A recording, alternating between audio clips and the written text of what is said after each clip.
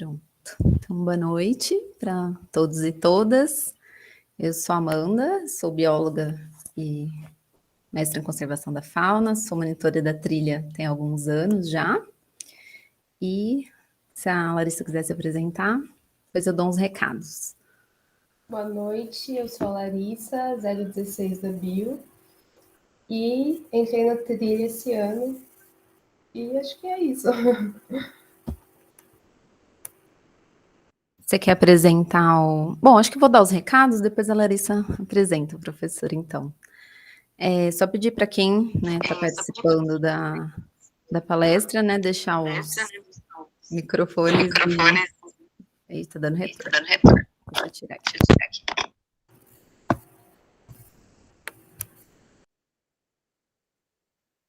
Ficou mudo, Amanda?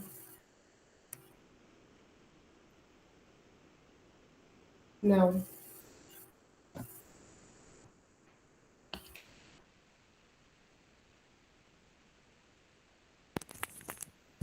Vocês estão ouvindo agora? Sim. Estava dando eco. Então, para quem estiver participando, deixar o microfone, câmera desligada, para não atrapalhar a palestra.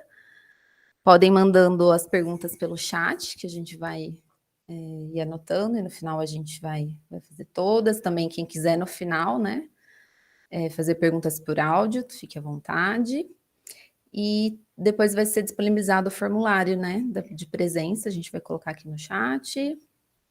E acho que eram esses os recados. Então, hoje é o nosso último dia de minicurso, chegou ao fim, infelizmente, mas a gente está fechando com chave de ouro, com o professor Gilmar hoje. E depois a gente vai ter uma apresentaçãozinha, A gente vai passar um vídeo de uma música que tem muita relação com água, com o cerrado. E aí a gente vai conversando, após a palestra. Então, fica a palavra com você, Larissa, e depois com o professor. Obrigada, gente. Bom, então vou apresentar o Gilmar Neves, antes da gente começar. O Gilmar possui mestrado e doutorado em zoologia pelo Unesp de Botucatu e pós-doutorado em zoologia pela USP. Ele é professor adjunto do Departamento de Hidrobiologia da UFSCar, integrante do Laboratório de Plâncton, atua nos programas de pós-graduação em Ciências Biológicas e em Ecologia e Recursos Naturais, e tem experiência nas áreas de taxonomia, sistemática, ecologia e biogeografia de invertebrados, especialmente em copépodes e outros microcrustáceos de águas continentais, limnologia geral e aquicultura. Passo a palavra para você, Gilmar, e muito obrigada por ter aceito o nosso convite.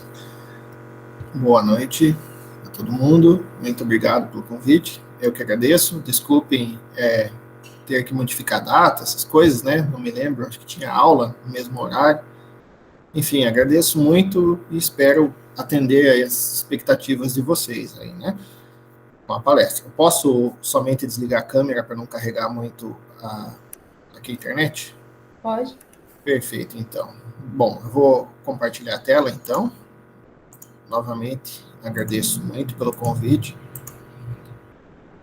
Se houver qualquer problema aí, por favor, me avisem, tá? Então, só perguntando se está bom o som, vocês estão vendo? Tá tudo certo. Muito obrigado. Bom, então, novamente agradeço o convite e a palestra que vou mencionar aqui é sobre o zooplâncton da Lagoa da Maiaca, dentro da área de cerrado da UFSCar de São Carlos. Então, aqui, pertenço, sou docente, eu, o professor Hugo Sarmento e a professora Graça, compomos, o laboratório de plâncton, e todos estão convidados, se desejarem aí fazer pós-graduação, tentar, obviamente, que tem uma prova meio pesada, mas estudando passa, então ficamos aí disponíveis aí quem tiver interesse nas nossas áreas aí, Essa imagem aqui foi tirada, eu acho que em janeiro do ano passado, onde nós conseguimos ver a lagoa quase com a cota máxima, Mas depois disso, ela só baixou. Bom, então vamos começar aqui. Imagino que todo mundo saiba ou tenha ideia do que é o zooplâncton, né? Mas dando uma rápida introdução, né? São organismos microscópicos, então menos de 1 milímetro, 2 milímetros, geralmente entre meio milímetro e 1 milímetro. Estão presentes em lagos, reservatórios, rios, poças. Algumas espécies se adaptaram para bromélias, ambiente semiterrestre, obviamente que daí a gente não chama mais de zooplâncton, né? Muda o nome, mas são organismos aí que se conseguiram se adaptar para outros tipos de ambientes. Diversos filos estão envolvidos, né? De crustácea, rotífera, vários filos dentro de protista. Os grupos mais importantes na água doce, né? Lembrando que a gente usa o termo água doce, mas lembrando também que nem toda água é doce. Águas interiores, né? Por exemplo, tem muitos ambientes salgados dentro do continente, mas a gente se refere à água doce de um modo geral, né? Então, em ambientes de água doce, os crustáceos, né, divididos em cladóceros, que essa aqui é uma pulga de água famosa, copépodes, que é o plâncton do Bob Esponja, que falar um copépode ninguém sabe, mas geralmente falou plâncton do Bob Esponja, a maioria conhece. Rotíferos, protistas, entre outros. No ambiente marinho, a riqueza, a diversidade é bem maior. Tem muitos grupos, né, que não ocorrem na água doce. Eles têm uma fácil dispersão, na maioria das vezes, tem, né, um alto grau de endemismo para alguns táxons, mas a maioria se dispersa muito fácil. Os ovos de resistência, né, aqui tem a câmara incubadora, aqui está parindo os neonatos, né, os ovos, elas formam ovos de resistência, e esses ovos aguentam anos no ambiente seco, né. Também tem dispersão por aves, né, por exemplo, uma garça andando na beira da lagoa, pisando no barro, ovos de resistência ficam colados no seu pé. Anfíbio também, próprio vento pode transportar, e obviamente o ser humano também, né? Cada vez que, por exemplo, transportar, tem casos de espécies de zooplâncton invasoras no Brasil, que vieram da África, junto com tilápia, quando trouxeram, tem várias. E tem outros tipos também de contaminações aí, mas seriam os jeitos mais comuns, né? São fundamentais na cadeia trófica, aquática, porque comem algas e servem de alimento principalmente para peixes e outros invertebrados. Ao mesmo tempo, eles acumulam diversas substâncias, então são ótimos organismos, né, para indicadores, para indicar alterações ambientais e para testes ecotoxicológicos. Acumulam metais pesados, pesticidas, etc. Muitas espécies indicam poluição, por exemplo, um dos piores tipos de poluição aquática e mais comuns é o excesso de nutrientes na água, né, de esgoto principalmente. Isso aumenta a produtividade, o fitoplâncton, e os organismos zooplânctônicos vão responder a isso. E o Brasil, no cenário mundial, é bem representado. Temos muitos especialistas no Brasil que são altamente respeitados no mundo. Então, nos congressos que a gente costuma ir, né, de plâncton ou de zooplâncton, ou de diferentes grupos aqui, o Brasil sempre, desde a década de 70, por aí, é bem respeitado. Então, falando muito rapidamente de cada um dos filos, primeiro aqui a rotífera, né? Algumas imagens para vocês terem ideia, são bem pequenos. E o nome do filo, rot, se refere à roda, porque perto do aparato bucal eles têm essas rodas aqui de cílios, né? Elas ficam girando e capturando alimento. Alguns rotíferos, ao invés de ter roda de cílios, né, perdeu a característica, foi modificada, e tem um aparato prênsil aqui, que captura o alimento, né, são predadores, e eles tendem a projetar, mais ou menos tipo um fórceps, né, projeta e captura a presa. Essa espécie aqui em especial é indicadora de ambientes eutróficos, né, do gênero Brachionus, e não sei se vocês leram recentemente que pesquisadores da Rússia encontraram um rotífero adormecido, né, de forma de resistência, ao descongelar permafrost, rotífero mais ou menos de 20 mil anos de idade. Só esperar um pouco o barulho aqui, pessoal do avião. Eu estou em São Paulo, só para explicar, né, que eu estou bem perto do aeroporto, mas esse aqui é um Bdelloideia, é o nome da ordem, né, e descongelado de 20 mil anos de idade e voltou à vida, né, então, só para vocês terem uma noção aí desses animais que eles aguentam a dormência, né.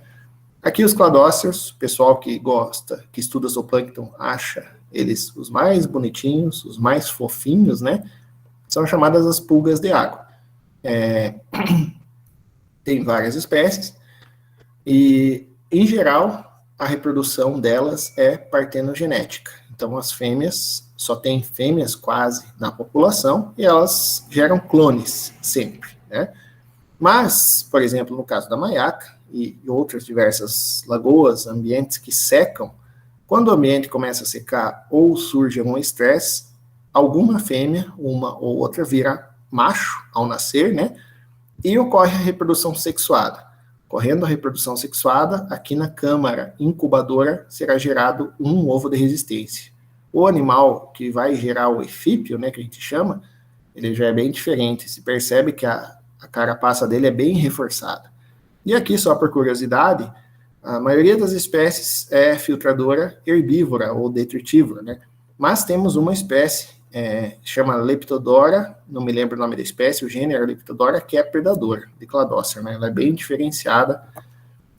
Aqui uma imagem de uma lagoa lá no interior do Sergipe, se não estou enganado, ou da Bahia, que estava secando, e fomos coletar e vimos uma grande população de pulga de água, né? Que é do gênero Moina.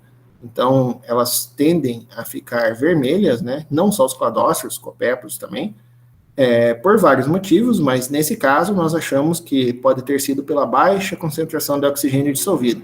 Então, do mesmo jeito que nós, né, temos sangue, pigmento vermelho da hemoglobina, outros invertebrados têm pigmentos similares, com outros nomes, mas que também tendem a ser vermelho, provavelmente por causa do uso de ferro, e na baixa concentração de oxigênio pode ficar vermelho, né? Também outras causas, às vezes, pode ser para evitar radiação solar, né? Evitar os danos. Deixa eu ver o que tinha aqui. É só um zoom maior para vocês verem, e esses pontinhos pretos são os óleos, né? Os óleos compostos delas. Todas da mesma espécie. E copépoda aqui, que é o terceiro grupo, importante, eu não vou falar dos protistas, né? Não tenho pouca experiência com eles, são organismos já têm dimorfismo sexual, né? Então aqui à esquerda é um macho, ele tem a antênula diferenciada, e a quinta perna também, e a fêmea aqui, que ela é maior que o macho, mas as antênulas e as pernas são iguais, né? Então outras fotos aqui de ordens diferentes, e esse desenho à direita é de 1850, mais ou menos, do Haeckel, mesmo lá da teoria da recapitulação ontogenética, né? Foi um amigo do Darwin. Então, mesmo com equipamentos muito, muito rudimentares, ele já fazia desenhos muito bons. Isso é só uma amostra, tem muitos desenhos deles. Como eu falei, esses organismos são acumuladores, o plâncton, e nesse caso aqui, só para mostrar para vocês, eles acumulando microplástico, né? Então, usando microscópio de fluorescência, ou de epifluorescência, marca, se eu não estou enganado, o plástico com corante, e consegue detectar. Então, se o plâncton está acumulando microplástico, tudo o resto está acumulando, porque é a base da cadeia, né? Não sei se vocês viram, mas recentemente saíram artigos científicos mostrando que tem microplástico na placenta de uma mulher, encontraram, e no pulmão de humanos, né? Então, microplástico para todo lado. Falando um pouco agora, entrando no processo ambiental, né? Como está o cenário atual nas regiões sudeste e sul do Brasil? Uni as duas aqui por causa da estiagem, né? Então, desde o final do Pleistoceno, mais ou menos 10 mil anos atrás, entramos no Holoceno e agora no Antropoceno, né? Antropoceno, basicamente a temperatura tende a estar esquentando, mas o Antropoceno marcado principalmente por plástico, vidro e alumínio no mundo. Então, se nós fôssemos extintos, os humanos, e futuramente surgisse uma outra espécie inteligente para nos estudar, estratigraficamente, acharia plástico, alumínio e vidro enterrado numa rocha, né? A nossa camada lá, a camada dos humanos. Artigos recentes apontam que o país, né, o Brasil, está perdendo água na maioria das bacias. Saiu um artigo faz 2 ou 3 semanas atrás, falando que o Brasil perdeu 30% da água comparado com os anos 70, por aí. Quais são as possíveis causas, né? Provavelmente o excesso de retirada de água pela agricultura, ao mesmo tempo que você ouve eles falando que não precisa mais desmatar, né, para fazer uma agricultura concentrada de maior produtividade, a maioria usa pivô de irrigação, e isso consome muita água. Lembrando que boa parte da produção agrícola, não sei se boa parte, eu não tenho esse dado, estou falando, né, na verdade teria que checar, mas uma parte significativa é exportada. E o que nós estamos exportando? Água, basicamente, tanto em plantas, cereais, etc., quanto em gado, né, em carne. Então, estamos vendendo nossa água para os outros países, né? E o consumo humano direto também. E, somado a isso, uma estiagem que basicamente está durando já 10 anos, que tem chovido menos e se intensificou nos 2 ou 3 últimos anos. Sobre São Carlos, né? O abastecimento de São Carlos, isso aqui foram o professor Tundizi que me falou, 60% do abastecimento da cidade de São Carlos vem de águas subterrâneas. E dessa água subterrânea, a mais nova tem renovação de 600 anos. Né? Então, mais tarde eu falo disso, mais ou menos, das posições dos poços aí de São Carlos, mas estamos tirando muita água subterrânea em São Carlos, né? E o desperdício?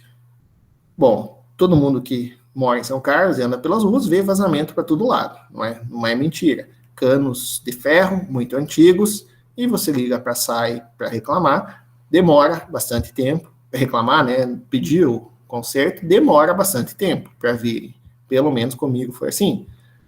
Final de semana, sábado, domingo, no bairro que eu moro, é um festival de pessoas lavando calçada, empurrando lixo da calçada com água na guia, né, principalmente no final de semana. Pode ver, se abrir a torneira da sua casa, está com baixa pressão, aqui vem direto da rua, sai na rua dar uma volta. O que vai ter de gente lavando calçada é brincadeira a quantidade.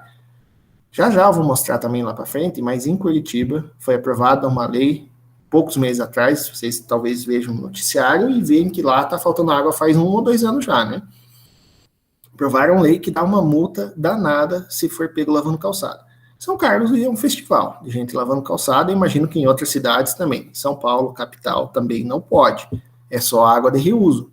Água que vem da máquina de lavar roupa ou água recolhida da chuva, não tem problema. Agora, água clorada, boa para tomar, dá multa se for pego lavando calçada na capital e região metropolitana, se eu não estou enganado. Como parar isso, né? Como você conversar com alguém para parar de lavar calçada? Tem uma vizinha minha que lavava calçada a cada 2 dias, de verdade, liguei para sair várias vezes para falar, mas falaram que pela pandemia não estava indo fiscalizar. Aí um dia eu acordei talvez um pouco de mau humor e fui lá falar com ela. Daí ela não me cumprimenta mais, mas pelo menos diminuiu a frequência, agora lava 2 vezes por semana, por aí. Mas não tem o que fazer.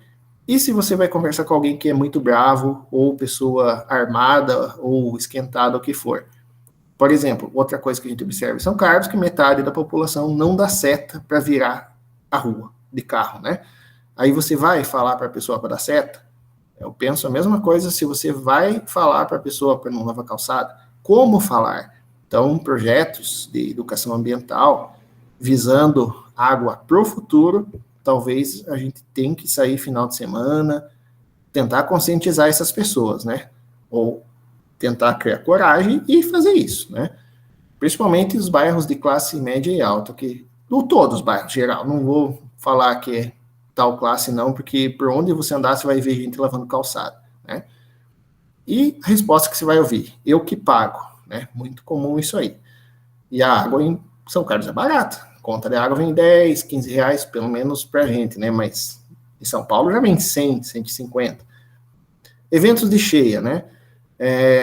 Antigamente tínhamos muitos eventos de cheia, daí vocês talvez pensem, mas teve em novembro do ano passado que carregou tudo. certo? Foi um evento de chuva, vários milímetros concentrados em poucos minutos. Porém, a água é escoada rapidamente, justamente para evitar enchente em áreas urbanas ou em solos compactados. O do Cerrado é um pouco, onde tem trilha, etc., mas principalmente áreas de pasto, de pastagem. O gado compacta, né? Então a água não vai infiltrar, ela vai correr rápido. Isso é bom para evitar enchente, por outro lado é ruim porque não vai entrar no solo e não vai abastecer o lençol, né? Nós temos observado em vários rios aqui da região sudeste e sul que não tem tido pulso de inundação. Se vocês procurarem teorias de pulso de inundação do Jung, por exemplo, normalmente no verão, período que chove, tem enchente nos rios, né? A água extravasa a margem, alarga, ocorre a reprodução de peixes ali, porque tem sítio de alimentação, e isso simplesmente não tem ocorrido há 4 anos. Né? Motivos, provavelmente, o excesso de retirada de água para abastecimento, para irrigação, quantidade enorme de barragens de represa, represamos quase a bacia do Alto Paraná, está quase inteira represada, então regula, né? Por exemplo, chove no verão, em vez de liberar para ocorrer naturalmente a cheia, as represas hidrelétricas aproveitam para aumentar a sua reserva, né? Então não tem ocorrido mais pulso de inundação, e isso tem um efeito direto na reprodução de muitos organismos aquáticos, principalmente peixes e outros vertebrados, né? E também invertebrados também, mas peixes, pensando em recurso pesqueiro, tem afetado bastante. Vamos entrar um pouco agora na Lagoa da Maiaca, né? Então eu vou mostrar agora uma sequência de fotos para vocês. Então aqui, por exemplo, vocês conseguem localizar algumas aves, né? E essas aves são responsáveis, contribuem para o transporte de organismos, né? Então, infelizmente, essa paisagem agora, pelo que foi dito, não tem mais, né? Está tudo queimado. Então, eu mesmo instalei essa régua aqui dentro da lagoa em 2019, se não estou enganado, para medir o nível, né?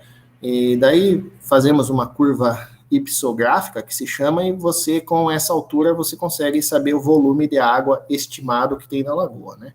A lagoa se chama por causa, tem esse nome por causa é o nome do gênero de uma planta aquática, né, uma macrófita. Que é exatamente essa que está aqui.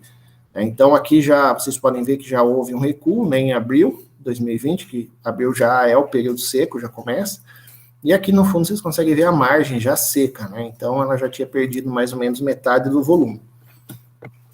E aqui só, mostrando com mais detalhes, as plantas aquáticas, a maiaca, né, ela se expandindo ou se concentrando à medida que a lagoa seca, e serve de habitats para diversos organismos aquáticos. Aqui já em setembro de 2020, ela totalmente seca, daí aproveitamos para coletar sedimento e eclodir em laboratório, né? E aqui uma foto recente, eu peguei do Facebook, do rapaz do laboratório, perguntei para ele se era ele o autor da foto, mas ele falou que alguém postou no grupo, então eu não sei o autor da foto, não coloquei aqui, e peço desculpas se a pessoa estiver aqui presente. Então, os créditos da foto é dessa pessoa que a gente não conseguiu rastrear. Mas vocês podem verificar que foi tudo queimado, né? E agora também coletamos o sedimento daqui, vamos tentar eclodir os ovos no laboratório e ver o que essa queimada afetou, né? Vamos ver se a diversidade diminuiu ou não, em breve saberemos. Porém, pessoal, né, sabemos que estamos passando por esses eventos aí de estiagem meio extrema, mas sempre ocorreu isso, né, natural, sabe? Então, por exemplo, nos anos de 82 e 83, houve grandes enchentes, né? Eu nasci em 83, me lembro que minha mãe falava, ano de enchente, ano de enchente.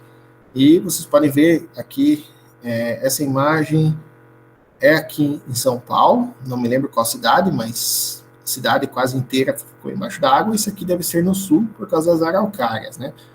Mas no ano de 82 foi enchido a usina de Itaipu, né, o reservatório de Itaipu, basicamente encheu muito rápido, né? Hoje em dia o Rio Paraná está com uma vazão muito, muito baixa. Então esses eventos extremos, tanto de muita chuva ou pouca chuva, sempre ocorreram. Só que, óbvio, quando pega extremo mesmo, é complicado, né? Um outro exemplo aqui, né, de temperatura. Por exemplo, aqui year é 0, né? Onde está aqui, teoricamente, o nascimento de Jesus, Cristo, né? Marcado ano 0, e aqui 2000, mais ou menos, onde que nós, 20 anos atrás, então deve ter subido mais.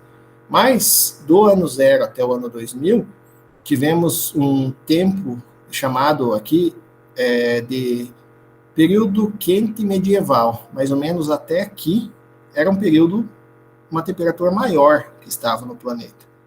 Mas, mais ou menos, 1450 até 1800, teve a pequena era do gelo, onde houve um resfriamento global intenso. Né? Tem possíveis causas, uma delas é a diminuição da atividade solar, vem menos radiação para o planeta esfriou. Né?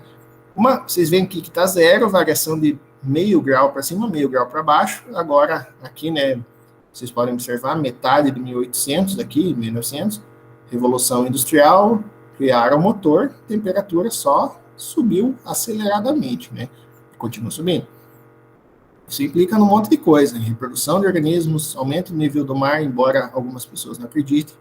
Então, estamos vivendo num tempo aí que o povo anda negando muita coisa, mas é verdade.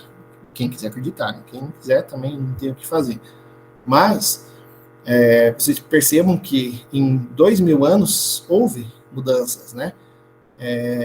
De temperatura, e isso implica em tudo. Né? Aqui, só para vocês terem ideia, eu peguei essa imagem na internet, do domínio público, do rio Tâmisa, lá em Londres, ele altamente congelado em 1619, eu acho que era. Olhem a camada de gelo que formou no rio Tâmisa, né? Nesse mínimo da era do gelo mínima, né? Isso aí tudo, pessoal, a gente sabe que ocorreu principalmente por estudos paleolimnologicos. Então, usa-se um tubo, né, chamado de Corer, você coleta sedimento de lagos profundo, né, 50 centímetros, 1 metro, fatia as camadas e consegue datar. Nessas camadas mesmo, você vai encontrar muitos restos de organismos, desde algas até invertebrados, que indicam se a temperatura estava maior ou menor, né? E pólen também, né? Então, é datado, é relativamente seguro essas fontes, né? São seguras. Aqui, daí, para vocês verem, pessoal, essa foto foi... o rio Tâmisa congelou em 2019, mas fazia 60 anos que ele não congelava, né? Então, essa foto aqui que vocês veem, o rio Tâmisa lá em Londres, corta na Inglaterra ali, um bom tanto, mas é em Londres.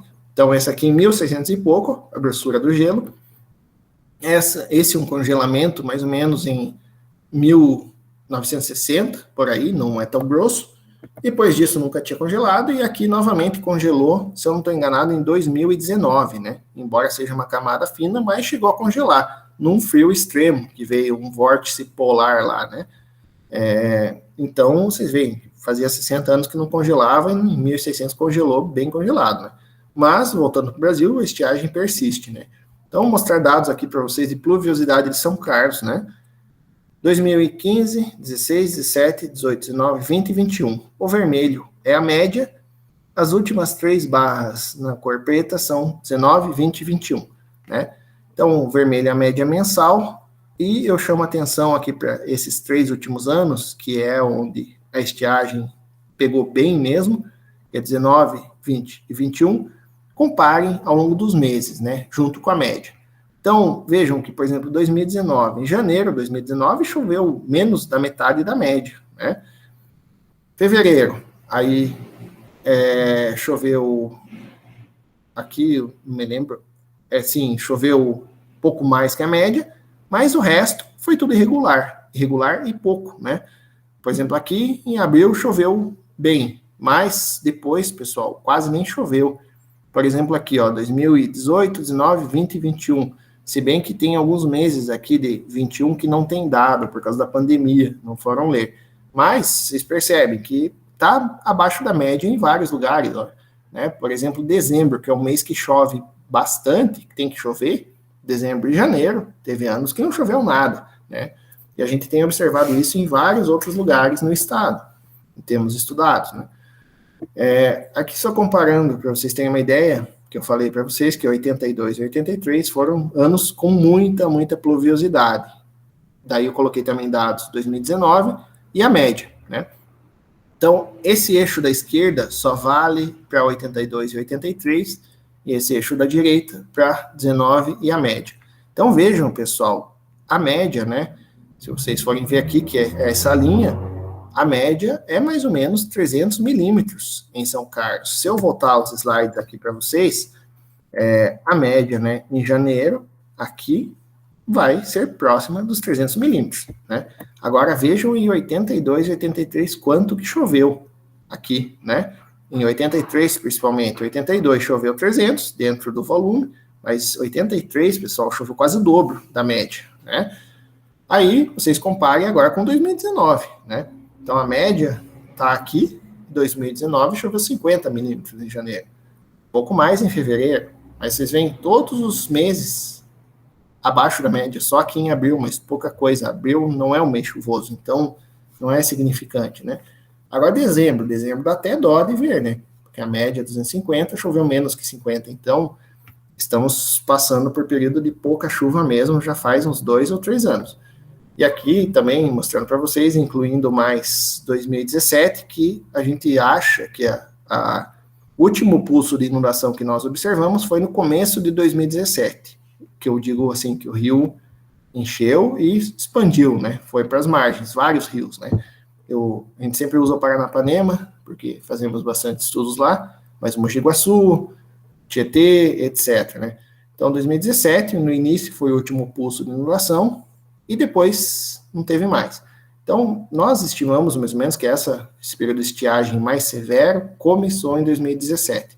Vocês conseguem ver novamente, mesma coisa, dos eixos aqui, e percebemos que tem chovido menos mesmo, né? Aqui já mostrando a variação do nível da Lagoa da Maiaca em 2020, que vem até aqui, e 2021.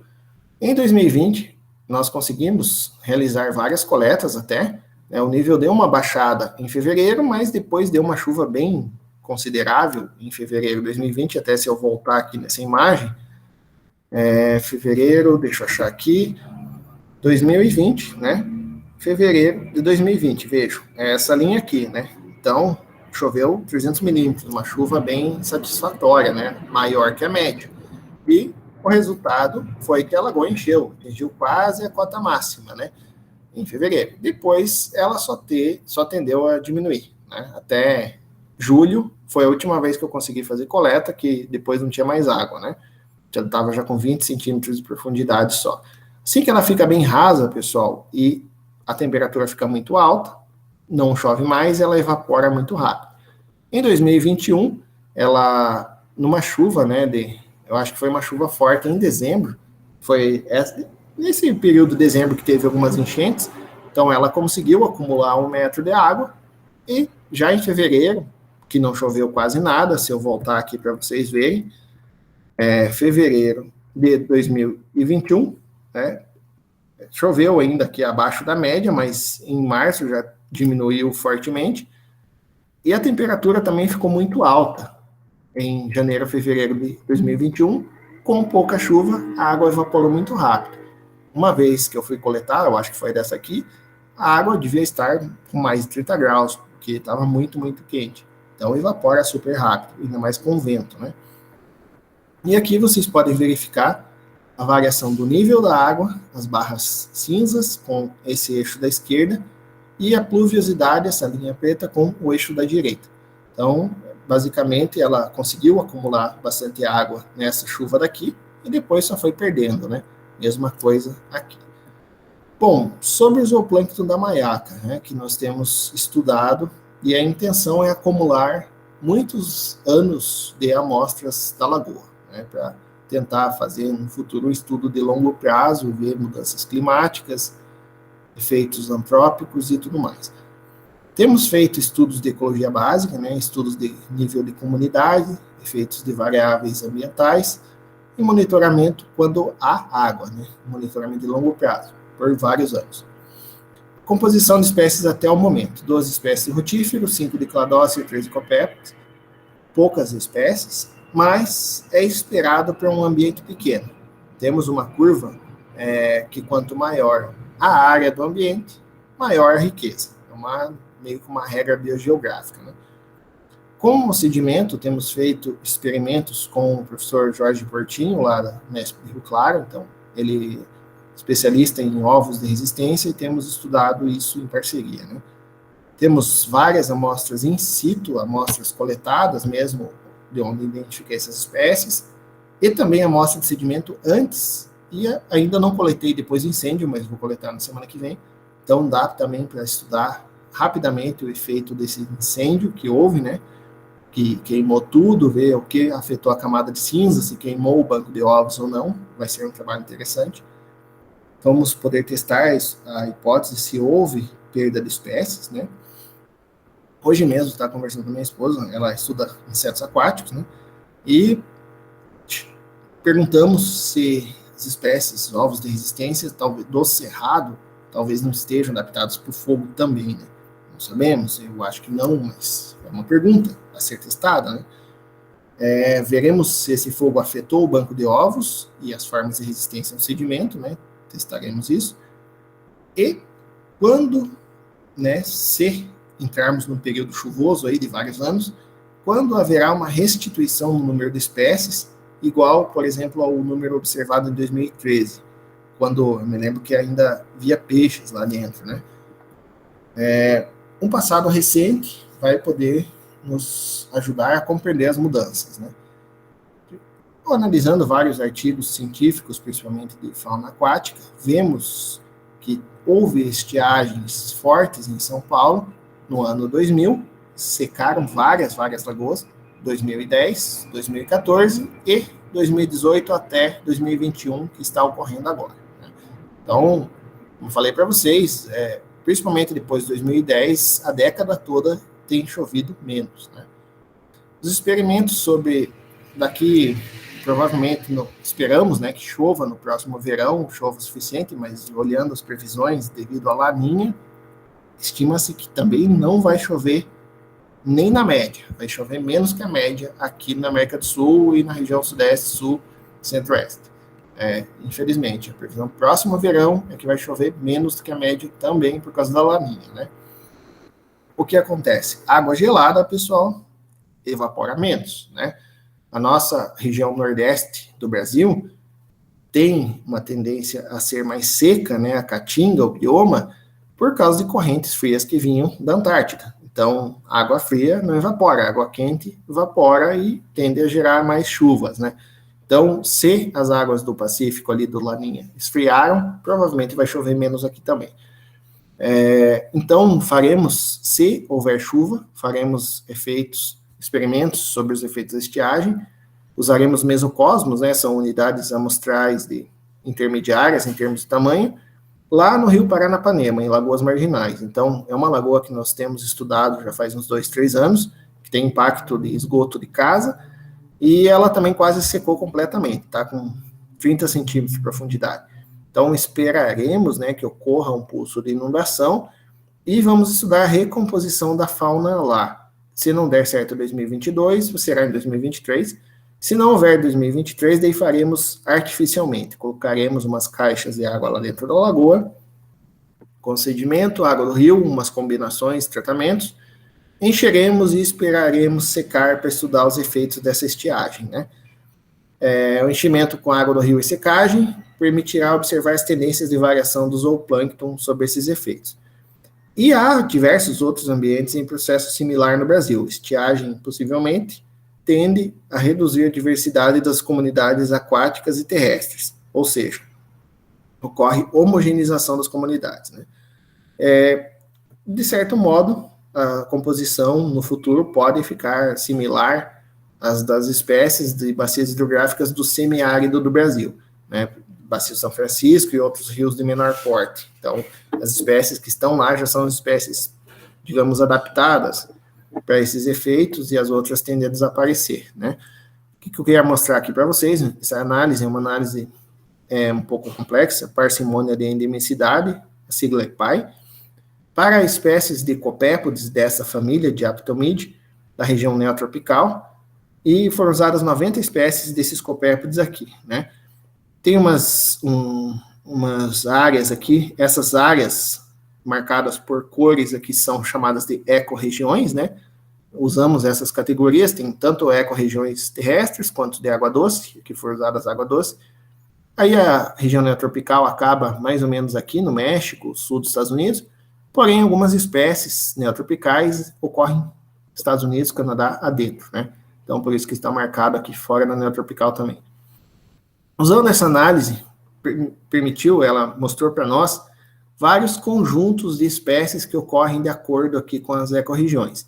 E o que eu gostaria de mostrar para vocês, principalmente, é essa região azul aqui, que engloba tanto a parte do Nordeste, quanto parte superior da bacia do Rio Paraná. Então, já tem uma certa similaridade das espécies lá do semiárido, aqui com Sudeste, Centro-Oeste, e só escapa aqui o Rio Iguaçu, né, a princípio, para esses tipos de organismos e para peixes também, né. Olhando para a Maiaca recentemente, né, até a seca que houve em 2014, que eu me lembro, havia peixes lá nessa lagoa. Guaru, lambari, acará, traíras, e depois que ela secou em 2014, não vimos mais esses peixes se estabelecerem novamente lá, né. Provavelmente, pelo pouco tempo que a água tem ficado lá dentro da lagoa, não tem dado tempo para ocorrer a recolonização desse ambiente. Então, só tem restado animais mesmo resilientes ou resistentes à seca, né? Animais, por exemplo, que se enterram no barro, ou que têm ovos de resistência, ou fácil dispersão. Depende muito também da velocidade do ciclo de vida. Houve o evento de cheia de 2016, mas não segurou água para 2017, né? 2019, que houve o retorno do monitoramento e bem mais detalhado, né? Ele acumulou água a partir de dezembro de 2019, em janeiro houve a cota máxima ali, durou até julho, né? E tivemos coletas mais ou menos a cada 15 dias ali. Então tem um conjunto de amostra já de 1 ano.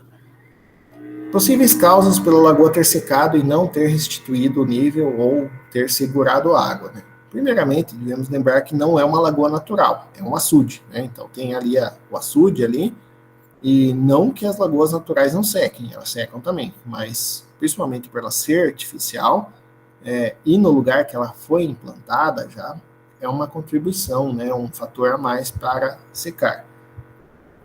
Vale ver também que ela está na porção alta de uma bacia hidrográfica, de um córrego, né? Alta de um corpo hídrico.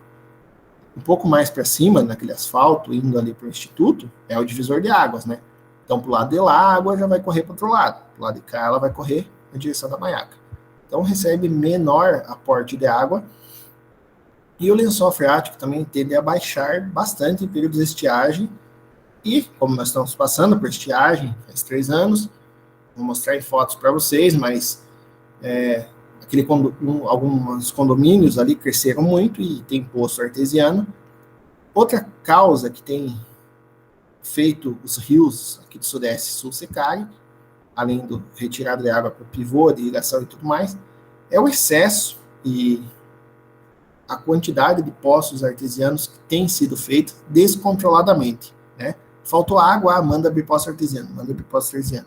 Então tá cheio de poço artesiano para tudo que lado e tá baixando o lençol freático, obviamente. A própria SAI tem um poço artesiano, que eu já vou falar melhor, mas que tá tirando água pra caramba do lençol e deve, não sei, né, teria que conversar com alguns pesquisadores, professores de hidrologia ali da USP de São Carlos, mas deve estar baixando o lençol geral, e São Carlos é uma cidade alta, né, que está no topo, normal, puramente esperado, né. As estiagens são, né, mudanças climáticas, por causa do aquecimento do planeta, talvez sim, né, eu acredito que sim. Faz 10 anos que tem chovido menos, olhando a série histórica. E a pressão antrópica, né, então muitas alterações da paisagem, uso descontrolado da água, do recurso, perfuração, como eu falei, descontrolado de poços artesianos, e uma coisa também que não é boa, presença de eucaliptos a montante da bacia, né, então, não sei se vocês conhecem esse termo, mas a montante geralmente é para cima, e a jusante é para baixo do ponto que você está no rio, né, então a montante é na porção superior da bacia. E eucalipto são grandes consumidores de água, né? Muito mesmo. Então, aqui eu vou mostrar uma série de fotos para vocês, só para vocês terem uma ideia. Vejam, essa imagem é de 2004, mostra a lagoa aqui com água acumulada, né? Então, ela variava de nível e tudo mais, mas não chegava a secar. 2010, mais água acumulada. 2011, daí ela ficando acumulada, permite que os peixes se instalem, né? Reparem, até eu vou mostrar as trilhas aqui para vocês, mas esqueçam. 2011, 2012, né? Ainda com quantidade, 2013, peixes aqui, 2014, aquela seca que eu falei para vocês que zerou a lagoa, né? Então aqui, primeira extinção aí que a gente viu recente, né? Defaunação de peixes e tudo mais. Lembra que ficou um solo bem esturricado aí, né? Aqui 16, juntou um pouco de água, mas não durou muito. 18, né? Recuando toda a água. 19, já nos finais.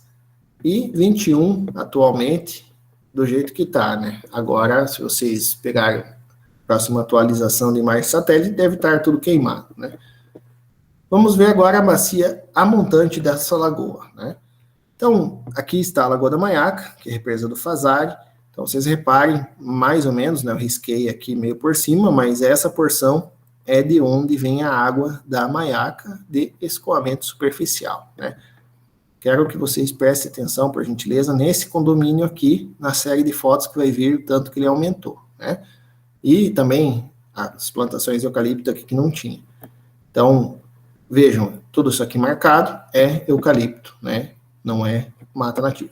Então, vejam, 2003, começo do loteamento, poucas casas aqui, né? A Lagoa da Maiaca, eucaliptos ainda acho que estavam pequenos.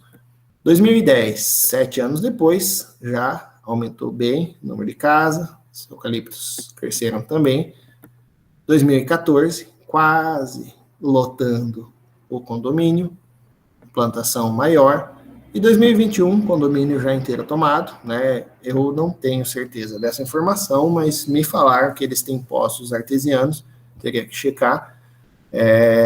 E, obviamente, né, vocês podem associar que se a porção a montante da bacia está aqui, deve estar ocorrendo efeitos aqui também, que deve ter diminuído a quantidade de água que chega aqui. Mas, lembrando que a estiagem tem sido severa. Agora vamos ver, pessoal, né, casos em escala espacial muito maior que tem ocorrido no mundo, né?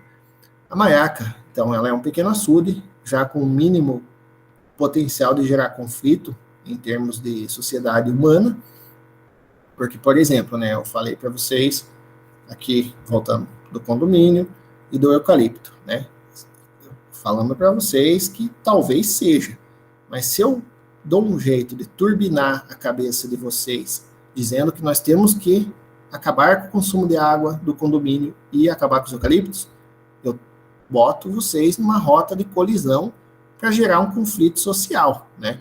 De nós, pesquisadores, estudantes, bem como as pessoas que apreciam a paisagem, andam no cerrado, contra condomínio e eucalipto, né? Basicamente, então, embora a Maiaca seja pequena, tenha uma beleza cênica, ela já tem um mínimo potencial de gerar um conflito social, né? No Brasil, muitos lagos estão secando nos últimos 3 ou 4 anos e estão gerando muito conflito também. Mas o que eu quero mostrar são os conflitos muito maiores ainda, né? Então vamos ver agora alguns exemplos no mundo para vocês terem ideia da gravidade, né? Vocês já devem ter ouvido falar do Mar de Aral, lá, se eu não me engano, no Cazaquistão, acho que aqui é o Cazaquistão, aí aqui o Uzbequistão. Era um lago grande, acho que já chegou a ser aqui o 4º maior lago do mundo, e hoje em dia está no minúsculo, né? Então ele foi formado no Terciário, entre 68 e 1,8 milhões de anos, é uma depressão, então é uma bacia endorreica, todos os rios correm para ela, né? Ela estava conectada no Mar Cáspio, que fica nessa direção para cá, é o maior lago do mundo, né? Que não seja de água doce, e outros lagos na região. Depois houve o erguimento da plataforma e houve a separação desses lagos, né? Então, esse lago é um dos piores desastres ambientais que já houve no planeta. é uma bacia, como eu falei, endorreica, porque os rios correm todos para o mesmo lugar, diferente do oceano, né? Eles correm por uma depressão. Já foi o quarto maior lago do mundo. Só que em 2010 estava reduzido só a 10% dessa área aqui. Em 85, desde 85 até 2010, ele perdeu 90% da sua área, principalmente por causa do desvio de efluentes para a produção de algodão.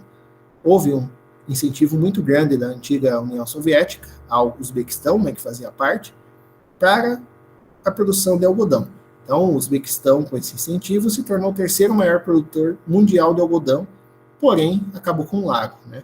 A indústria pesqueira foi dizimada, como vocês podem verificar, há vários barcos esparramados no deserto lá.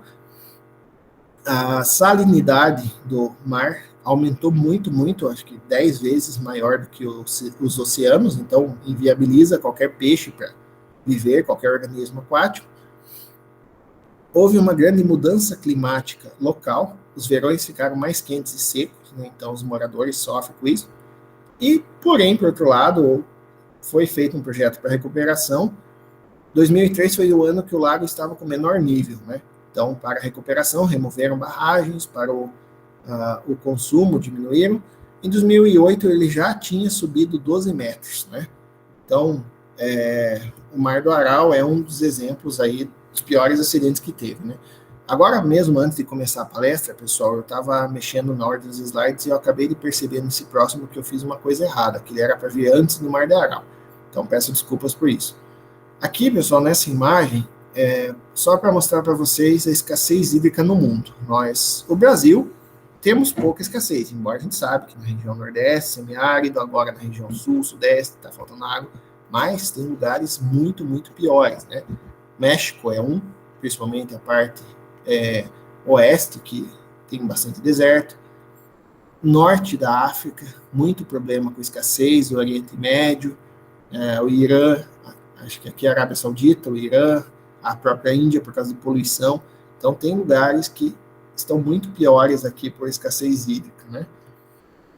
Desculpem novamente ter mexido ali na ordem do slide e acabei fazendo uma confusão. Mas aqui, voltando para o Mar de Aral, só para vocês observarem que então, anos de 70, né, que começou a implantação das plantações de algodão e desvio dos rios que chegavam no Mar de Aral, 77, 2000, 2004 aqui, lembrando que 2003 foi o pior nível, né, mas aqui pelas imagens de satélite, isso segundo eles, né, mas pelas imagens de satélite, 2009, aparentemente tem menos água ainda, né. Então o Mar de Aral só sobraram poças, né. E aqui em 2019, sim, realmente houve um pouco de aumento do nível, né, mais difícil voltar no que era antes, né. Então, aqui só mostrando para vocês o que aconteceu, né? Ficaram barcos esparramados no meio do deserto, lá tem camelo também, e etc. Né? Outro exemplo, o Lago Chad, na África. Então, vocês olham mapas antigos, por exemplo, de 72, era um lago muito grande, né? Chamava a atenção no continente africano.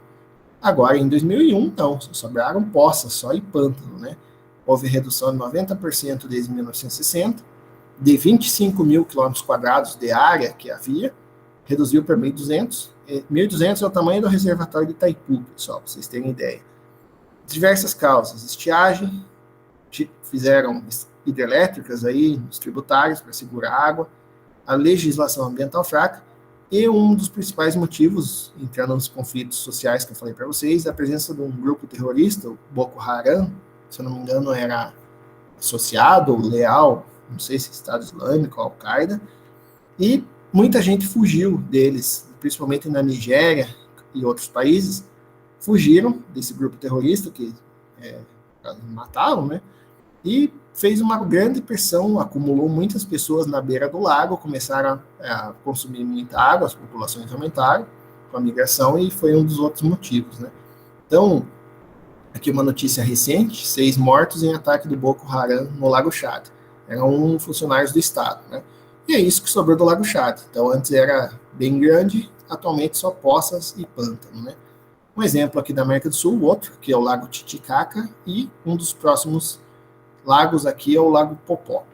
Ele tinha uma área variando entre 2.500 e 1.300 km², fica na altitude de 3.686 metros, né, um lago alto, é abastecido por esse rio desaguadeiro, que é a única saída do do lago Titicaca. Em dezembro de 2015, esse lago, né, então aqui tem uma imagem mais antiga, ele estava reduzido somente a 3 áreas úmidas, de menos de 1 km² e com só 30 centímetros de profundidade. Já em janeiro de 2016, o lago evaporou por completo, desequilibrando o ambiente total ali em volta, né? Então, novamente, o ambiente fica salgado, porque alta evaporação, e sumiu, né? Não tem mais lago. Aqui está o Lago Popó em 2015 e 2016, 17 aqui já bem reduzido e com quase nada, né? Sobre o futuro, né? O que a gente consegue fazer ou pensar como estratégia, né?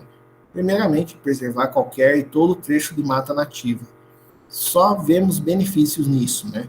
Porque elas seguram umidade e permite que a água entre no solo, né? Aumenta a permeabilidade do solo, principalmente em áreas de recarga, que é o caso na Maiaca, uma área quase na divisor de água, né? Uma área de topo. E remover plantas exóticas, principalmente em áreas de nascente ou recarga, principalmente eucaliptos e pinos. Não sei se vocês já ouviram, mas falam que para secar banhado, uma das coisas que se pode fazer é plantar eucalipto, tanta água que eles consomem, né? Então, não ter isso aqui. Preservar as bacias de riachos e represas que existem, né? Então, tem que preservar essas bacias, plantar mata, cercar para o gado não compactar o solo. São importantes zonas de amortecimento, de reposição de diversidade também, né? Por exemplo, se a Maiaca voltar a encher e essa água durar alguns anos, é provável que peixes do Fasari subam o rio e entrem lá, né? Não sei como, mas é uma possibilidade. Então tem um banco de diversidade um pouco mais para baixo que pode repor tanto para cima quanto para baixo por causa da poluição, né? Óbvio que não os rios ali, quando entra em São Carlos, ficam poluídos e tal, mas nada comparado com o Tietê, por exemplo, né? Serve também controle de inundação, conforto ambiental, né? A Maiaca, se houver água, né, por exemplo, com restituição do nível de 1,5 metro de água, e a permanência dessa água por mais de, por exemplo, 3 anos, 5 anos, não sabemos quanto tempo, possivelmente haverá aumento da riqueza e estabelecimento de mais vertebrados, né? Os invertebrados, eles têm reposição rápida. Podem vir, por exemplo, em pernas, patas de aves, pelo próprio sedimento ficam depositados os ovos, o vento, insetos aquáticos, por exemplo, na fase adulta voam, né? Porém, a recorrência de eventos de secagem da lagoa, né, tendem a homogeneizar ou simplificar tanto a diversidade quanto as relações tróficas do ambiente, né? Então, vai diminuir a diversidade, basicamente.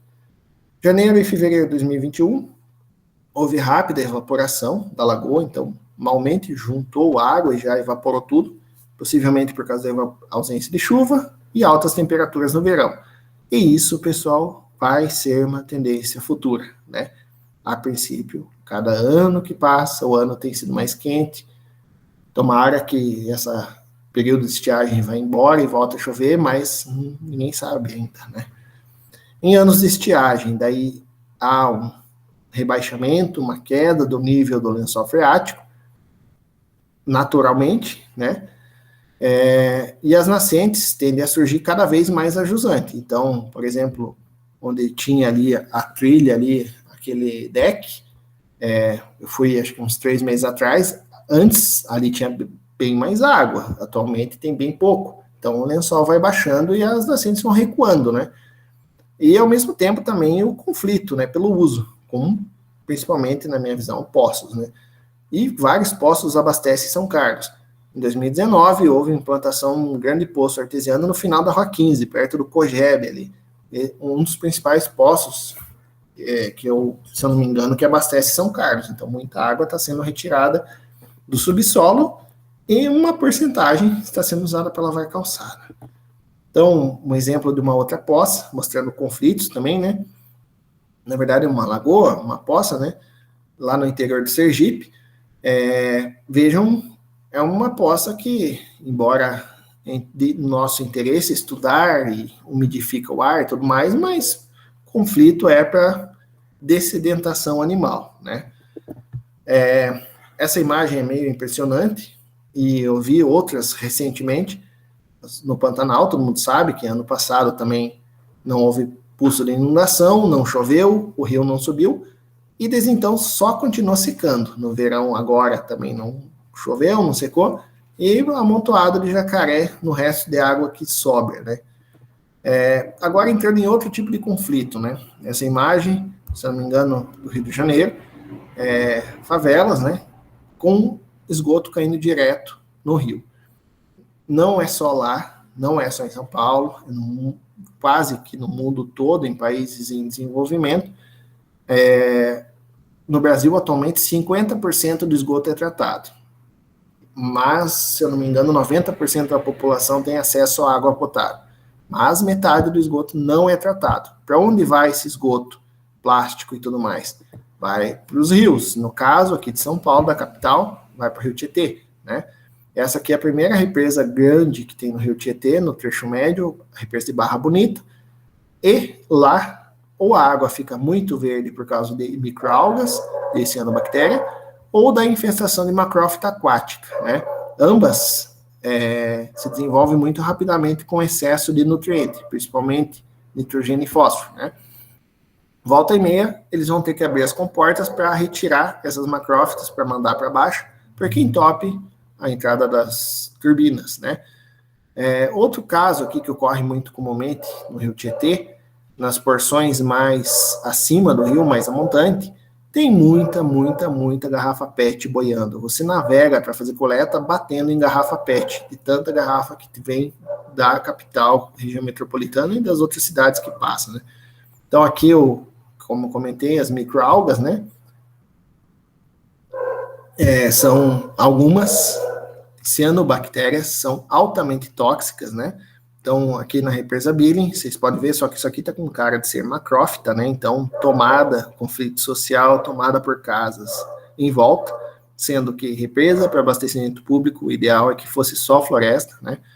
Essas microalgas aqui, pessoal, no ano 2000, se eu não estou enganado, ou 97, usaram água contaminada com cianobactéria, que não sabiam, para hemodiálise. Morreram 62 idosos em Caruaru, no Pernambuco, por causa de cianobactéria, e são altamente tóxicas, né? Então, e são organismos muito antigos, de 2 bilhões de anos, né? E aqui os contrastes, como eu estava falando para vocês, né? Então, ao mesmo tempo que na África, que é um dos continentes que mais sofre com a falta de água, não tem água, em cidades a gente vê o povo fazendo isso com água tratada, água da melhor qualidade que tem, empurrando sujeira, né? E aí fica a pergunta, até quando vamos ter água, né? Bom, era isso que eu tinha para mostrar para vocês. Peço desculpas se eu fui muito superficial, mas fico aberto aí para perguntas. Obrigado.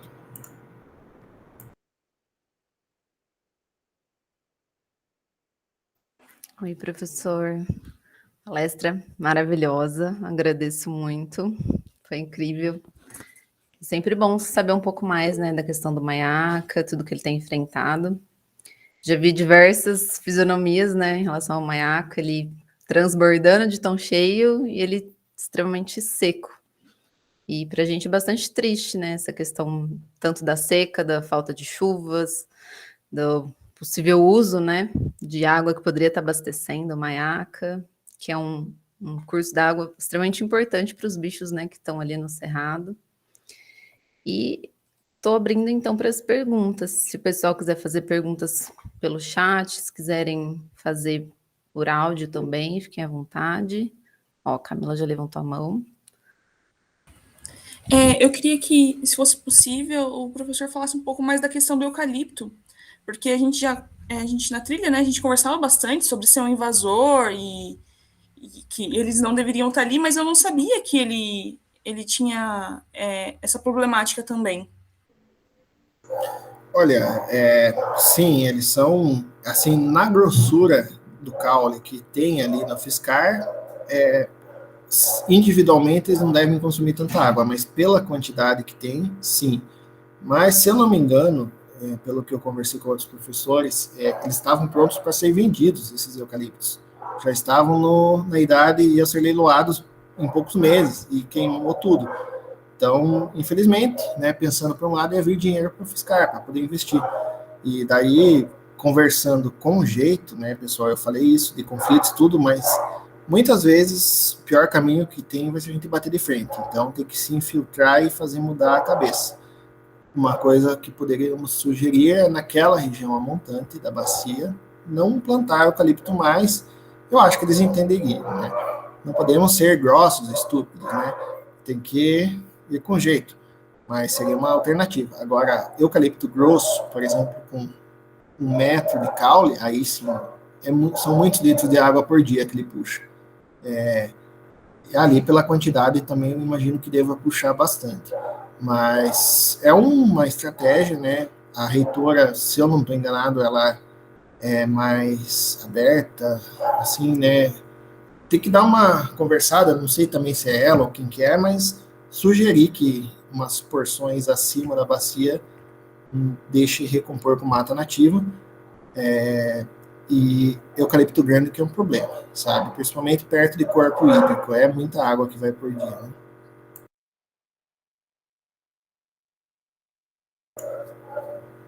Não sei se eu atendi a resposta, né?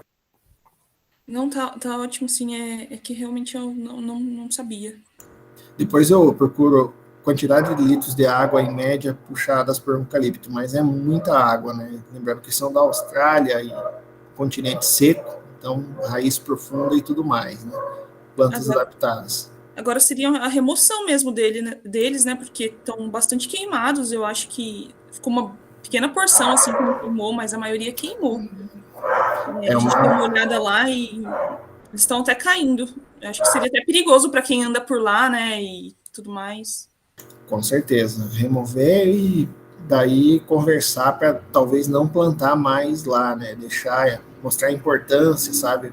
Ir munido de argumentos, né? Tirar fotos dos animais e tudo mais, sabe?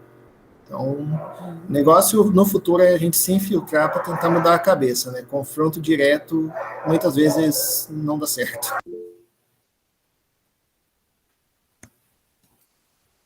Que nem a Margarita falou, né, de plantar espécies nativas. Esses talhões de eucalipto, na verdade, é uma coisa que se vem arrastando há muitos anos, né? O manejo não é feito, não vende, não corta e deixa lá, e tem essa problemática da água, né? E agora aqui a vender, queimou. Agora queimou tudo e queimou o cerrado, então ficou uma situação bem complicada. E dentro do cerrado a gente está com pouco recurso de água, né? O Maiaca seco já há um tempo. O senhor comentou do córrego do Fazari ali, ele está bem seco, né, do que era antigamente. Teve muita queda de troncos por conta das queimadas que teve ali na Mata Galeria. Com o vento, muitas folhas acabaram caindo ali, então o lago está tomado de folhas.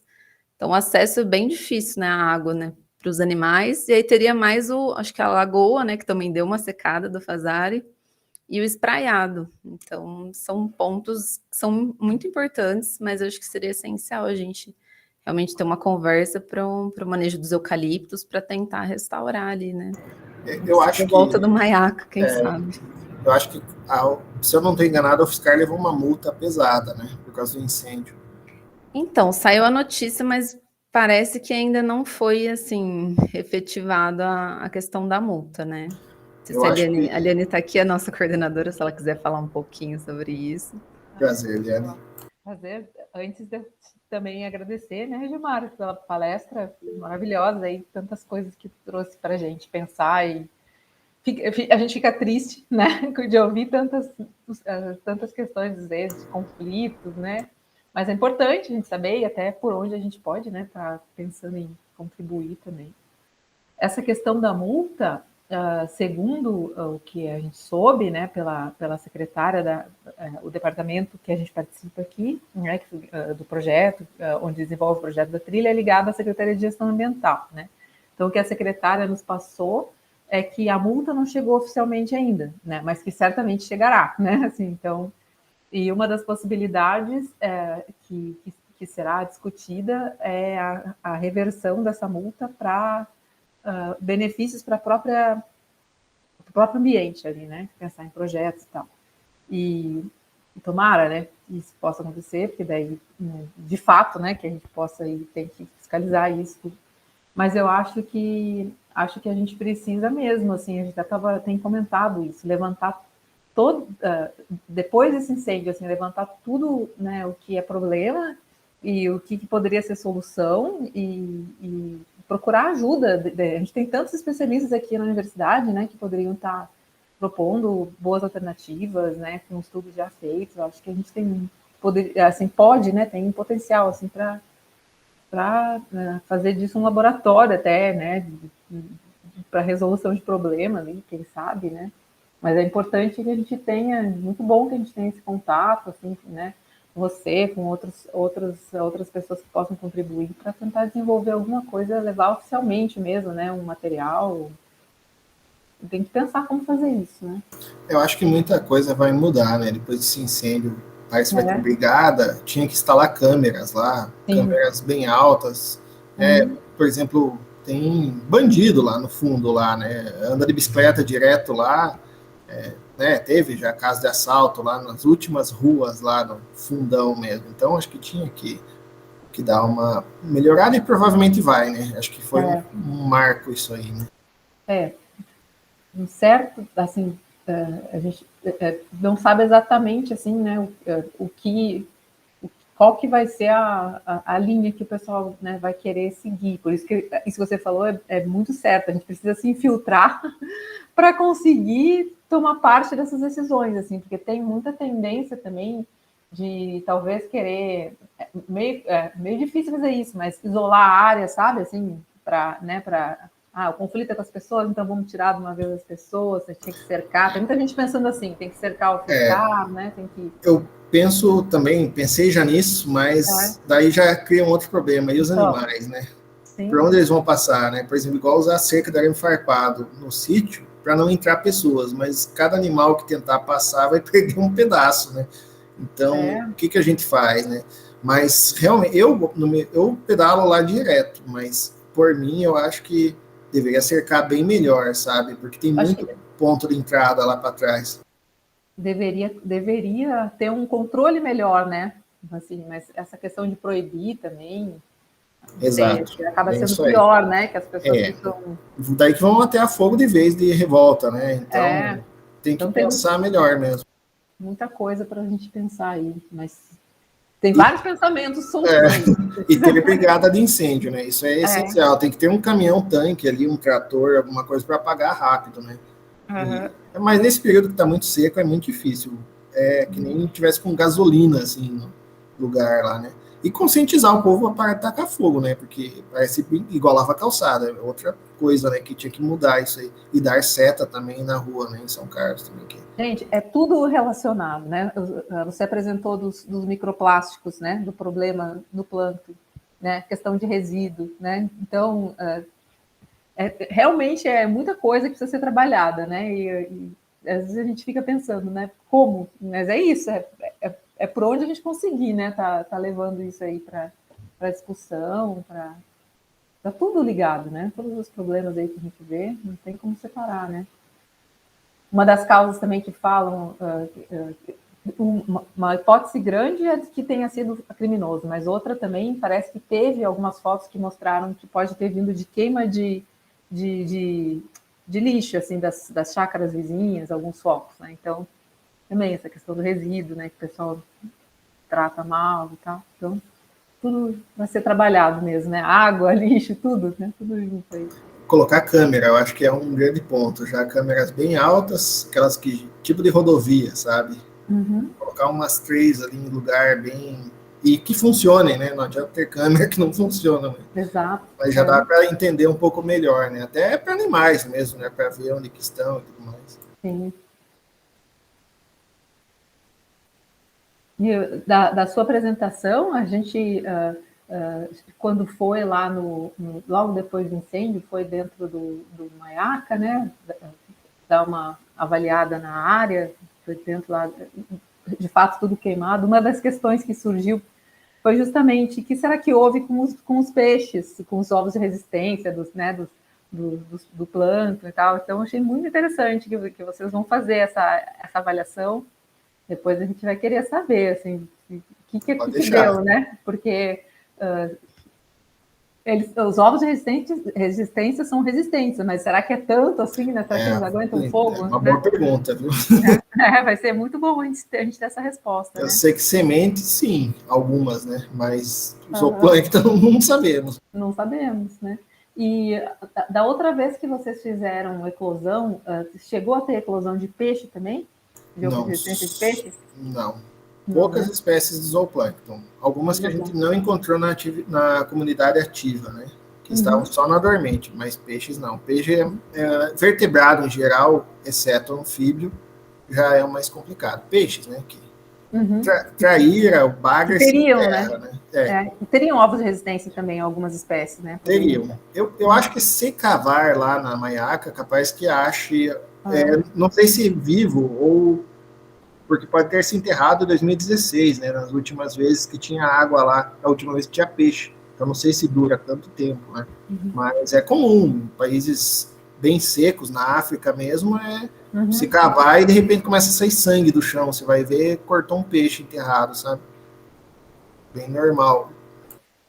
É interessante isso, né? Que os ovos de resistência, eles podem ir para baixo do sedimento e ficar mesmo por muito tempo, né? Então, desde 2014 que não há registro de peixes? De minha parte, sim. Que eu não sei se alguém andou estudando oficialmente, mas que eu me lembro, a última vez que eu vi, acho que foi até 2013, que 2014 ela secou, metade de 2014 não teve, aí só encheu 2016, né? Que eu me lembro, as últimas vezes que eu vi peixe lá, sim. E nas últimas vezes, às vezes a gente pode achar que é peixe, mas é girino, né? Muitas vezes acontece.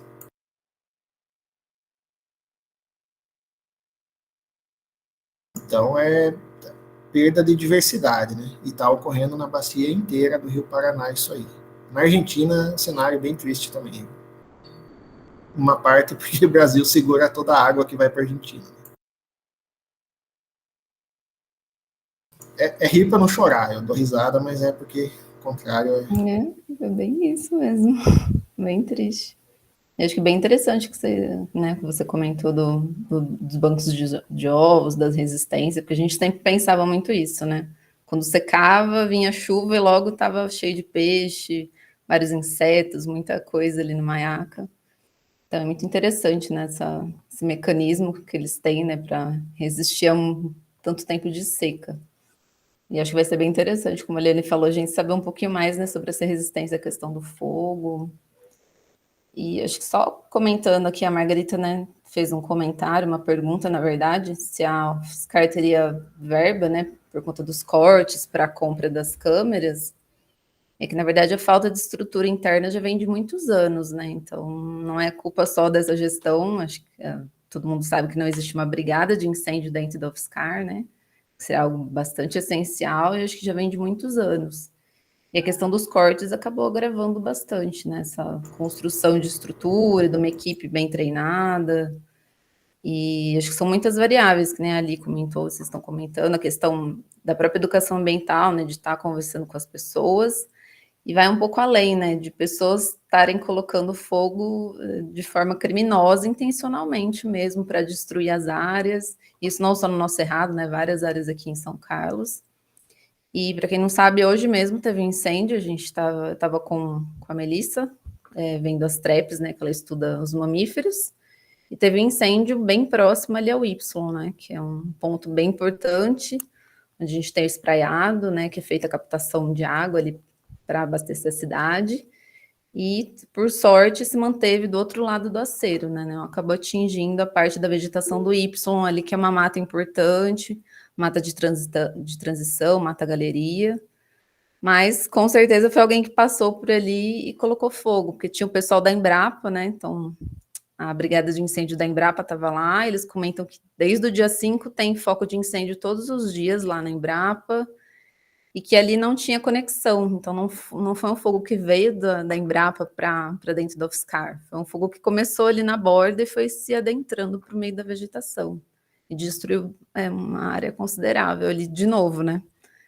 Então, acho que são muitas variáveis e acho que cabe a gente, né, não só dentro do meio acadêmico, como externo, tá cobrando, não só da UFSCar, como das instituições que estão ali ao redor, né, talvez uma parceria, UFSCar, o PESC, Embrapa, a própria prefeitura, né, de São Carlos, porque sozinho acho que a gente não consegue, né, tipo, a trilha, a UFSCar, então acho que o coletivo, talvez, pensando em soluções, né, já que as áreas são todas ali muito interligadas, e o incêndio numa área acaba atingindo a outra também, né. Então, acho que tem muita coisa aí que a gente pode, né, sentar, conversar, propor, e quem sabe trazer melhorias, né, para o nosso cerrado, para a fauna ali, a flora. E alguém tem mais pergunta? Não sei se alguém quer fazer alguma colocação do que a gente está falando. Ó, Margarita, então vou abrir aqui para ela falar. Boa noite a todos. Me estão escutando? Sim. Perfeito. Obrigada, professor Edmar, pela apresentação, né? Aprendemos muito. Eu tinha algumas dúvidas assim, do zooplâncton. O senhor falou que ele se considera como um indicador ambiental. E também o senhor falou que ele tem uma boa resposta a baixa concentração de oxigênio dissolvido. Mas, então, por exemplo, a alta presença da pulga d'água, por exemplo, é um indicador, então, de baixa qualidade da água? Seria isso? Não, é bem mais complexo. Assim, tem, por exemplo, entre os cladóceros, né, que a pulga de água pertence, tem algumas espécies que indicam má qualidade. Por exemplo, na represa de Barra Bonita, ali, né, que é uma das mais poluídas do mundo, o rio Tietê compete com o rio Ganges, lá na Índia, né, basicamente em nível de poluição. Algumas espécies de cladócero só ocorrerão em água muito limpa, outras só em água muito suja. E outras ocorrem em qualquer lugar, de qualquer jeito. E daí isso se repete para os outros filos também, né, espécies, né, que ocorrem em lugar bom e lugar ruim. De outros modos, também dá para você usar índices, né, índices que foram calculados que usam uma combinação de variáveis já. Então, tem vários jeitos, pelo menos uns 4 jeitos, de usar esses organismos como indicadores, né. Da pulga de água, elas, assim, Daphnia, né, que é aquele gênero lá, elas, em geral, não são de águas muito carregadas de nutrientes, né, águas, digamos que poluídas. Alguma outra espécie deve ser, mas é um pouco mais complexo, assim, né, envolve muito cálculo, etc., né, índices em geral, né. Interessante. Outra coisa, professor, o senhor também falou do Pleistoceno. É isso que estamos agora, né? Meio que nessa era, né? Uma coisa assim, né? Não, o Pleistoceno ainda era mamutes, né? Era frio ainda, gelo, né? Animais muito peludos e grandes, megafauna, né? Então, qual que o senhor falou que era vidro, alumínio e plástico? Antropoceno. Ah, tá, um antropoceno. Antropoceno. Alguns não aceitam esse termo, mas a maioria tem aceitado cada vez mais, né? Camada de plástico, vidro e alumínio. É triste, né? É Muito impressionante triste. o que o senhor falou dos microplásticos, né? Eu li, acho que na FAPESP, no pulmão, né? E outros Placenta, tudo. lugares, né? Do corpo humano. Pra todo lado que se imaginar. A água que a gente bebe, né? Também possui, né? E tudo mais. Mas, assim, fala-se agora também do piroceno, como sendo essa era meio que atual. O que o senhor fala sobre isso? Eu nunca ouvi falar. Piroceno de fogo? Seria? Sim. Esse é ruim.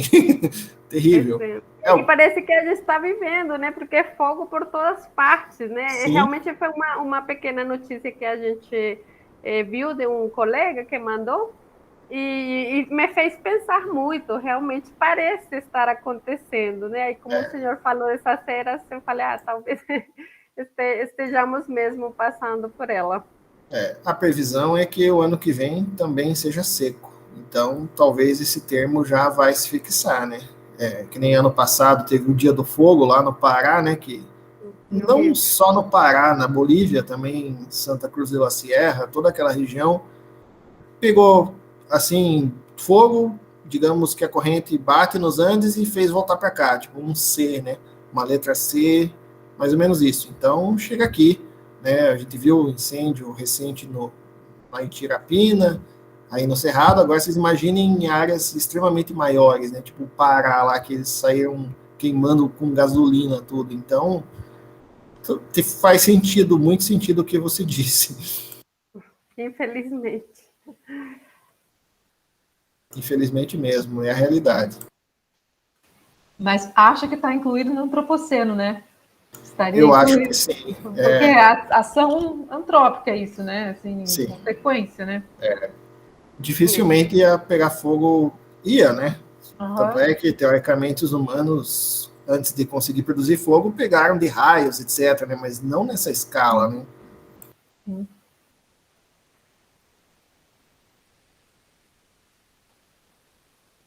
Obrigada, professor. Eu que agradeço.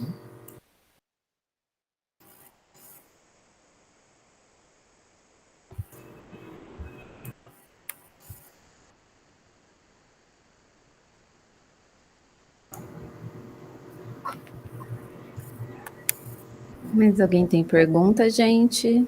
Se quiserem mandar por escrito ou áudio.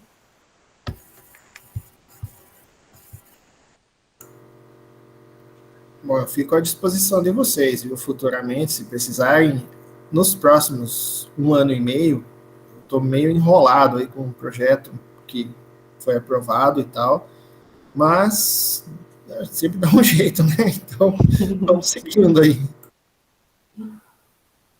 Não, com Muito certeza. obrigada, né? A gente agradece muito. E com certeza a gente vai bater altos papos aí sobre o Maiacas, novas descobertas aí, né? As pesquisas. Opa, e estamos precisando de alunos, viu? Para tocar esse projeto e outros, e sempre precisando aí. Ah, é bacana. A gente pode estar divulgando, né, até nas nossas redes sociais para o pessoal, né? Buscar vocês e estar participando. Perfeito. E precisa, infelizmente ou felizmente, pessoas bem comprometidas, né? Que tem a ver com a FAPESP. E se você assina com a FAPESP, você vende sua alma, né? Eles dão Exatamente. dinheiro, mas é a vida, né? É verdade. Ah, acho que a Margarita quer falar alguma coisa. Deixa eu abrir aqui. Pode falar. Obrigada. Desculpem de novo, mas aproveitando Imagina. que ninguém está fazendo perguntas, assim, a gente, assim, é tão desanimadora a situação que a gente sempre pergunta, né? O que a gente pode fazer, né? A gente fica realmente até angustiado com tudo isso. Então, eu gostaria de compartilhar um trechinho pequenininho que eu acho que é bem importante, eu já tenho aqui. Deixa eu ver aqui no chat, só para vocês me entenderem melhor. Deu umas questões que eu, né, aprendi aqui no UFSCar, na pós-graduação, e que eu ando lendo bastante, que eu acho que né, é muito certo, né? E fala assim, né? É preciso distinguir que seca é um fenômeno natural sazonal, diferente de escassez, que é um fenômeno social e recorrente fruto da falta de aplicação de instrumentos adequados de gestão. E essa última fala é de vários autores, inclusive professores, né? O professor Leo Heller, que é uma autoridade na água, né? O professor talvez deva conhecer. Mas, assim, acho que nós temos que escolher, né, melhor nossos representantes, né? E aqueles realmente que abracem, né, as causas ambientais, porque, assim, é uma coisa, é um sistema assim, tão poderoso, né? O professor mesmo falava, né, por exemplo, a irrigação, né? Toda essa água que a gente exporta, né, em carne, em soja, que nada que fica aqui para alimentar nosso povo, né, as pessoas realmente, senão muitas vezes animais, né? Então é tanta coisa, né, difícil, né, de ir em contra, por assim dizer, mas assim, acho que, né, além de fazer cada um nossa parte, mas, né, escolher, né, aquelas pessoas que realmente abracem essas causas ambientais, porque senão nossa subsistência está, né, também muito prejudicada, né, se nós não temos esse elo com o meio ambiente, né, a gente realmente não vai ter vida, né. Então, só para compartilhar com vocês essa reflexão que, para mim, tem feito muito sentido, né? E que, né, acho que tem que ser, né, assim, não é por digamos, desde os anos 70 você sabe que vai faltar água, né? E ninguém fez nada, e né, essa mesma situação segue se alastrando. Então, né, acho que a gente precisa tentar parar com isso, né, e tentar que nem o capital, o Estado não responda, então, aos interesses do capital, né, que é isso que a gente vê, se não aos interesses das pessoas, realmente. Com certeza. Obrigada. Sugerimos sempre que quem tem habilidade com política, alunos principalmente, que se gostarem, que se envolvam na política, né? Que precisamos de representantes de causas ambientais lá e que não se corrompam, né? Principalmente, né? Rola muito dinheiro, né? Então, eu fui uns anos de comitê de bacia do Paranapanema, assim, né? O pessoal de irrigação lá dos pivôs tem um lobby bem forte lá dentro, sabe? E aquicultor também. Então, mas eu acho assim, novamente, que o negócio é não bater de frente, é contornar eles e, sabe, por exemplo, ficar mostrando foto de plástico para eles, sabe? Fotos que choquem, né? E pegar no calcanhar, né? Bater de frente, a gente já viu que não dá certo, né? Então, acho que é uma alternativa aí, né?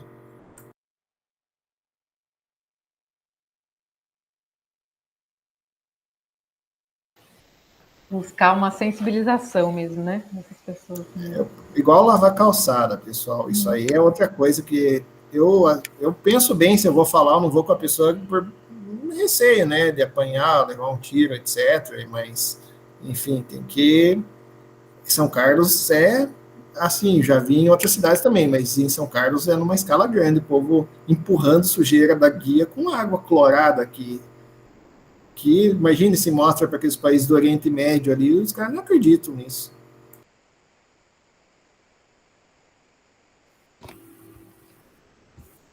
Mas ninguém tem pergunta? Bem difícil, né? Não sei se tem pergunta. Bom, então acho que a gente já pode finalizar. Na verdade, a gente vai apresentar 2 vídeos agora, né? Para fechar com chave de ouro esse último dia. Então, esse vídeo agora que a gente vai apresentar foi feito com a música que a Regina, que faz parte do projeto, fez uma música inspirada no Cerrado. E a gente vai mostrar fotos também que foram tiradas no Cerrado do UFSCar. E, mais uma vez, já agradeço, né, o professor Gilmar, se ele quiser continuar aqui com a gente, vai ser um vídeo, né, da música e Vou assistir. e uma animaçãozinha que fala sobre a questão da água, né, sobre o direito universal à água. Muito obrigado.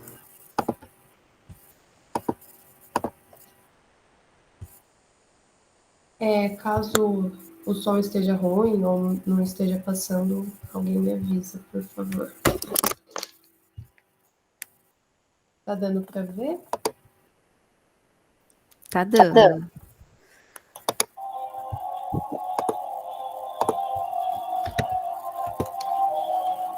Olha, está chovendo na robeira e tem formiga cortadeira carregando suas sementes que vão brotar, que vão crescer e alimentar no Guará.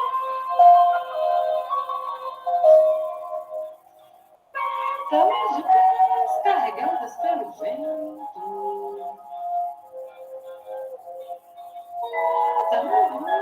Carregou o pensamento.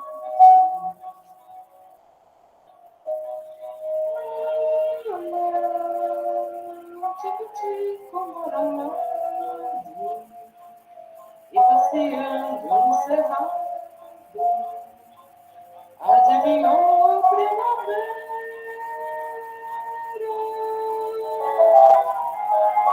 Olha, que chuva boa presenteira, e vem molhar minha lobeira. Chuva boa, criadeira, que molha a terra, que choveu, que levou o céu, que traz azul. Pétalas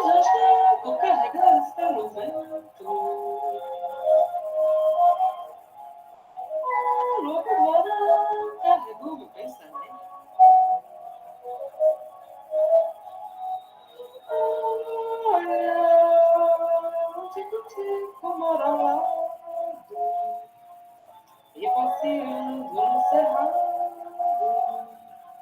adivinhou a primavera.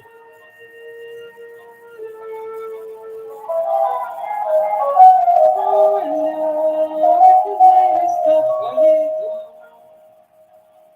espraiado de água esparta, cilhas em vasto rio de águas calmas.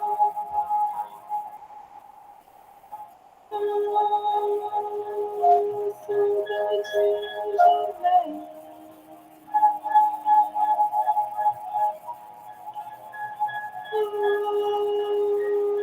Saudade hoje vem.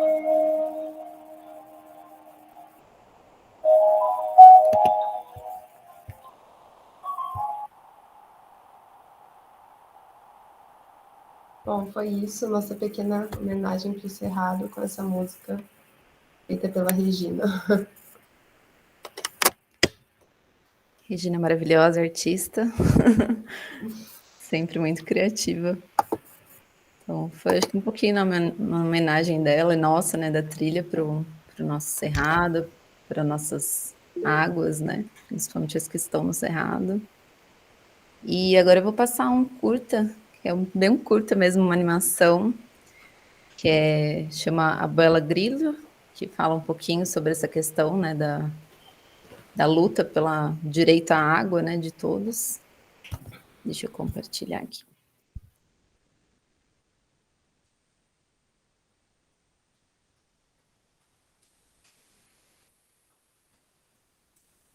Aí vocês também me falam se está tudo ok. Tá aparecendo aí? Ainda não. Tá.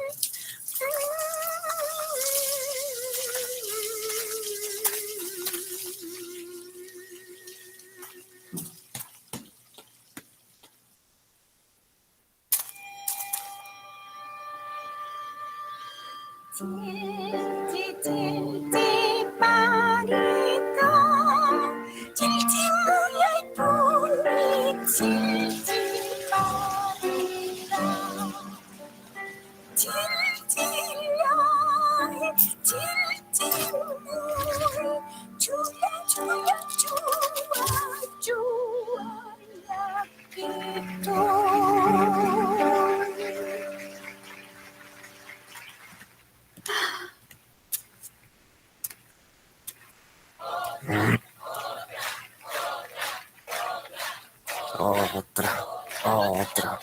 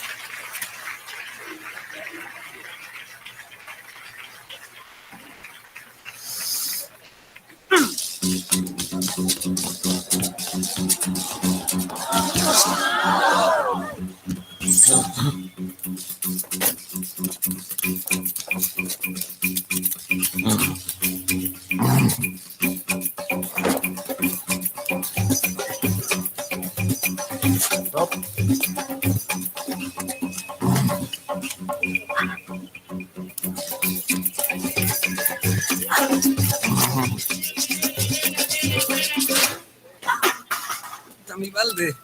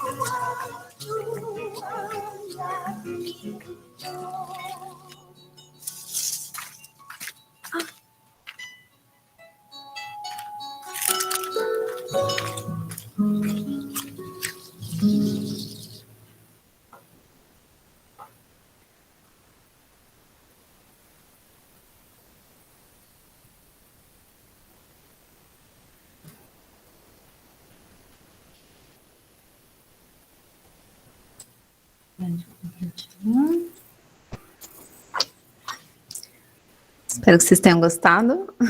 É uma animaçãozinha, acho que muito interessante, né? E ela é uma adaptação, né, de uma lenda boliviana, mas também traz um pouco da história, né, que a Bolívia passou com a questão da guerra da água, a possível privatização e o povo indo às ruas protestando, conseguiram, né, que essa lei de privatização fosse revogada. Então, ela traz muito dessa questão da luta, né, de todos pelo direito à água. E tem um final feliz, né, mano? Que bom.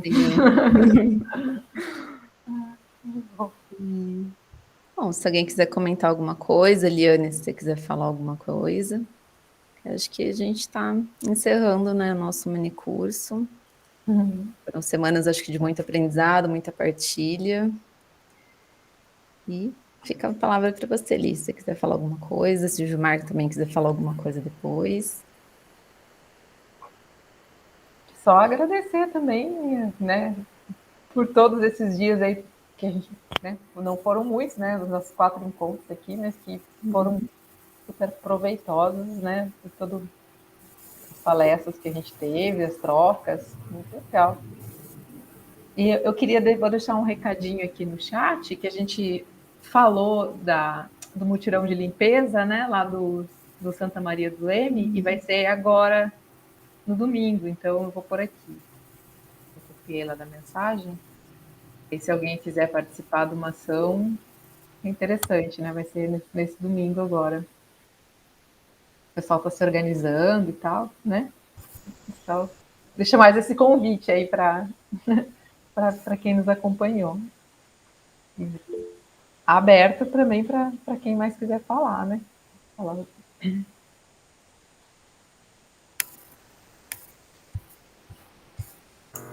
Só, novamente, gostaria de agradecer muito pelo convite e parabenizar vocês pelo projeto, viu? Sigam em frente, estamos aí para apoiar e sucesso, tá? Muito obrigado. E o futuro é tenebroso, tá? Infelizmente, sendo realista.